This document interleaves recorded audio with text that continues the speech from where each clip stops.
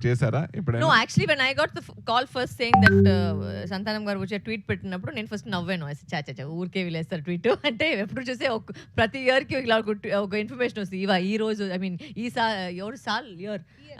ఈ సంవత్సరం వచ్చి ఎంజిఆర్ వస్తుందని. But finally when they called me and said promotions జరుగుతుంది and then Anjali came and we met and we started doing promotions, they're like, oh my god, this movie is actually coming out.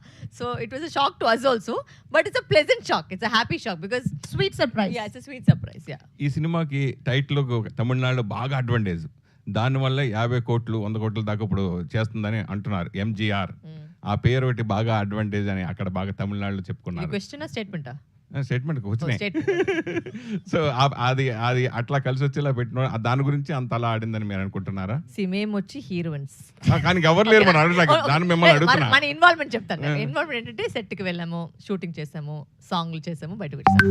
అసలు ఎందుకు పేరు పెడుతున్నారు, ఏ పేరు పెడుతున్నారు అంటే ఎప్పుడు release date, release వస్తుందా లేదా, ఎడిటింగ్ ఏమి, సాంగ్ ఏంటి, ఇవన్నీ మన వైపే కాదు, అది మన జాబే కాదు, మనం ఎవరు అడగలేదు. ఫైనల్ ఎడిట్ కూడా మేము కూడా సినిమా చూసే తెలుసుకోవాలి. ఎందుకంటే డబ్బింగ్ చేసేటప్పుడు అన్ని చెప్పిస్తారు, అది సినిమాలు చూసేటప్పుడే తెలుస్తుంది. ఈ సీన్ లేదా, ఓకే చాలా. సో అంతే మన వరకు ఉండే ఇన్ఫర్మేషన్. ఎందుకు పేరు పెట్టారంటే ప్రొడ్యూసర్ గారు అక్కడ కూర్చున్నారు, అడగండి.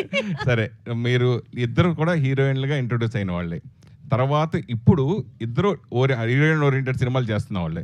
సో మీ మీద 10 కోట్లు పెట్టి 20 కోట్లు పెట్టి సినిమాలు చేసి అంటే మీరే హీరో సినిమాకి, అట్లాగే అంజలి మీద కూడా హీరోయిన్ ఓరియంటెడ్ అంజలి కూడా చాలా చేశారు. మీది ఇది 2వ సినిమా. సో ఈ రేంజ్కి వస్తానని ఊహించినప్పుడు అవి చూసినప్పుడు అబ్బా ఇంకా బాగా చేస్తే మనం ఎలా చేస్తే బాగుంటుంది అట్లా ఫీలింగ్స్ గురించి, ప్లస్ ఇప్పుడు హీరోయిన్ స్థాయి నుంచి ఇప్పుడు హీరోయిన్ ఓరియంటెడ్గా ఎదగడం గురించి ఈ 12 సంవత్సరాల్లో మీరు గమనించిన మార్పుల గురించి ఏమన్నా తీసుకోండి. అడుగుతా. I don't think both of us have any regrets if the way our paths have gone into cinema. I think అంటే వాట్ ఇఫ్ అనేది ఒక పెద్ద క్వశ్చన్, అది ఎప్పుడు ఎలా అయిపోతుంది ఎవరు తెలియదు. లేదు యాక్చువల్గా వాట్ ఇఫ్ ప్రాబ్లమా?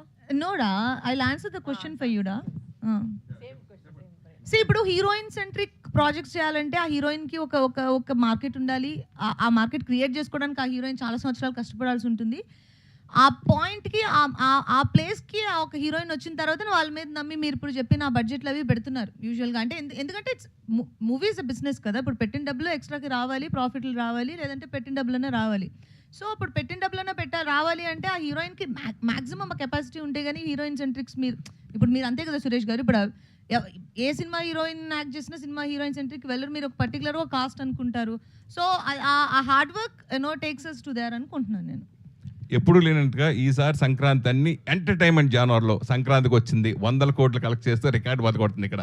అలాగే సుందర్ సీది మీరు ఇందాక మనం అనుకుంటా కామెడీ మెయిన్, తర్వాత ఒక హారర్ అతను జోనరు. అయితే ఎంటర్టైన్మెంట్కి ప్రేక్షకులు తెలుగుతో పాటు తమిళ ఆడియన్స్ కూడా అలవాటు పడ్డారంటారా ఇప్పుడు? అంటే హారర్ కామెడీ అంటున్నారా, ఎంటర్టైన్మెంటేనా?